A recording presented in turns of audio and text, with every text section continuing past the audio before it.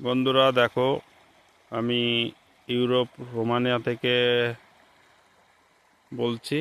দেখো কত সুন্দর একটা ভিউ এবং কত সুন্দর সিনারি।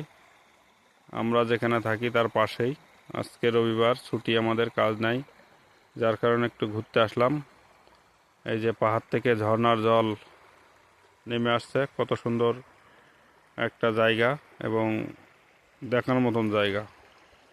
দেখো, এই যে কত সুন্দর পাহাড় থেকে স্বচ্ছ কাচের মতন জল নেমে আসছে, ছোট ছোট পাথর পড়ে আছে। অপরূপ সুন্দর জায়গা। এর ভিতরে ছোট ছোট মাছ চলাচল করছে। একটা প্রাকৃতিক দৃশ্য, খুব সুন্দর প্লেস।